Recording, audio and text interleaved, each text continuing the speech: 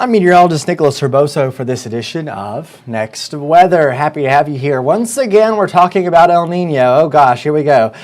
But this time we do have some new information, a new statement from the Climate Prediction Center talking about the official formation of El Nino. Even though we knew it was coming, it was pretty much already there. It's been already there for pretty much a month, according to the statement. But there are thresholds that need to be met for an El Nino to be declared. So we have met those thresholds. Off to the races. El Nino, what does this mean for you? What does this mean for the hurricane season? Let's talk about all of this. First of all, what does this mean for the hurricane season? Lower than average tropical development, meaning lower numbers of tropical systems. Less tropical storms and hurricanes, probably the best way to put that. Also, sometimes the storms can be weaker. One of the reasons why, El Nino creates wind shear over the Atlantic basin. And we'll talk about what El Nino is and how it gets there and talk about the statement and what they're actually saying about it. Also during winter, which it looks like we're going to keep El Nino around for winter. During winter, typically a wetter winter for us here on the Gulf Coast. And that's what that means for you. That's what we're expecting. And this is kind of guiding our long-range, broad ideas for what weather patterns will be as we go deeper into the summer and fall, and eventually the winter. So let's talk about this here. So here's El Nino forming. What are we looking at, Nicholas? What is this map? It doesn't make any sense. So this is a map of the sea surface temperature anomalies. How are the sea surface temperatures, the water temperatures at the top of the ocean, how are those water temperatures compared to average? Are they above average or are they below average? Hint, orange and red there, that is above average, pretty significantly above average. You can see over 2 degrees above average there on the color scale. That is significant. Anything above 0.5 is really significant. So they look at this pattern, the Climate Prediction Center and scientists look at this pattern, and if a certain signature, certain kind of calling card is put out by this, then we can say there is an El Nino. In this case, that is happening. That little streak of orange that you see in the Pacific, that little streak of orange that is in the middle there, that is the calling card of El Nino. And those warmer than average water temperatures actually do something in the atmosphere. Those warmer than average water temperatures cause thunderstorms to develop more in that region. That alters the wind patterns across the globe and across that region on a continental scale. And what we see is more wind shear of the Atlantic. And that's the hurricane season implication. So let's break this down in a little more detail. We're going to talk about where that region is that the Climate Prediction Center is actually looking at, and where scientists are actually looking at to determine, okay, is this an El Nino or not? See that highlighted region, the box that says Nino 3.4? There are thresholds. If you take the average sea surface temperature anomaly in that box, you get a threshold that actually declares El Nino. Long story short, we hit that. And this is the statement from the Climate Prediction Center in their latest discussion. Interesting here. El Nino conditions have developed over the past month, as shown by above average sea surface temperatures across the central to eastern equatorial Pacific Ocean. The latest weekly Nino 3.4 index value was 0.7 degrees Celsius above average.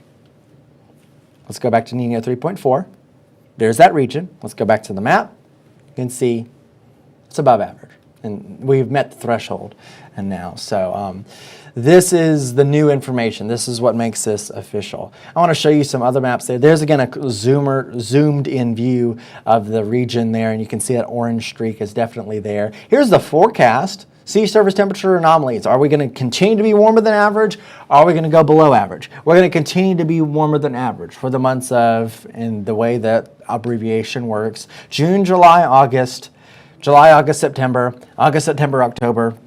You get the idea. During that period, we are going to be significantly above average in temperature in that region, so this is going to be a strong El Nino. So confident in this that the forecast probabilities from the Climate Prediction Center, the ENSO probabilities, the El Nino probability, El Nino and ENSO, same kind kind of same name there. We're at 100%. We're dealing with an El Nino here.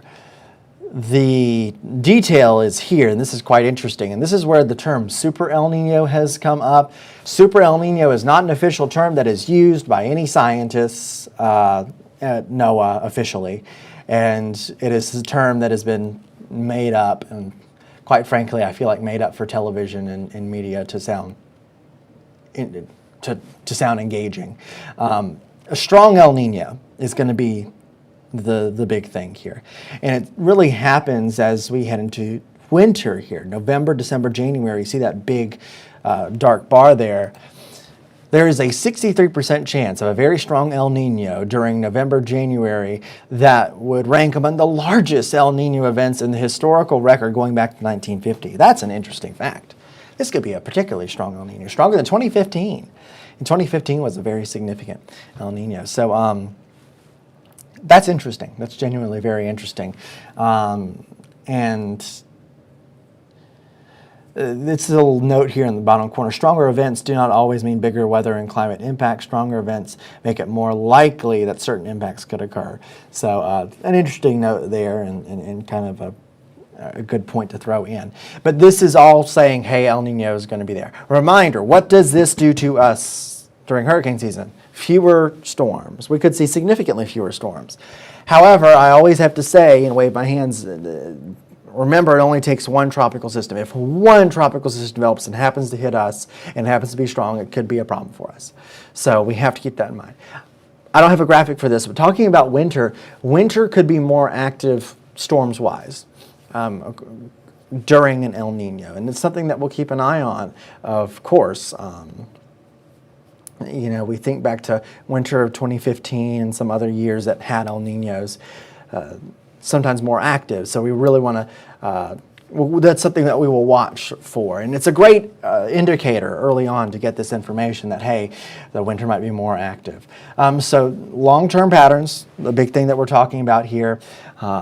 Some implications on the hurricane season, but it only takes one. Here are those hurricane names, and as you can see, Arthur is the first name on the list, so we will see when we get that. But hopefully you found this information interesting here on Next Weather. That's what this is for, to dive into these more interesting topics. If you want to actually find the statement from the Climate Prediction Center, you can look that up, Climate Prediction Center products, the El Nino Southern Oscillation Diagnostic Discussion is what it is called, and you can search that on Google and be able to find it with some interesting figures in there as well. But hopefully this information was helpful to you. I'm meteorologist Nicholas Herboso for this edition of Next Weather.